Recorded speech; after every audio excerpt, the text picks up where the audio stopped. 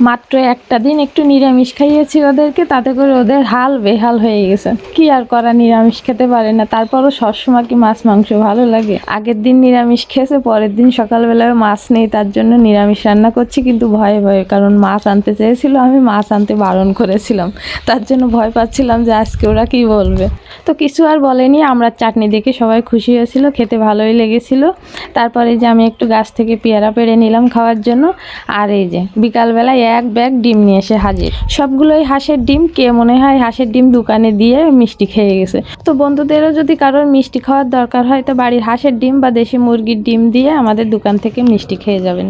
তো হাঁসের ডিম সেদ্ধ করে একটু ভয়ে ভয়ে ছিলাম, হাঁসের ডিমের খোসা ঠিক মতন উঠবে কিনা, কারণ কবে পাড়ানো তা তো আর জানি না। সাজো ডিম হলে উঠতে চায় না। তো প্রথম দুটো ডিমের খোসা ভালোভাবে উঠেছিল, পরের দুটো ডিমের খোসা আমার ভালোভাবে ওঠেনি। তো বন্ধুদেরকে সুন্দর একটা কমেন্ট পড়াই।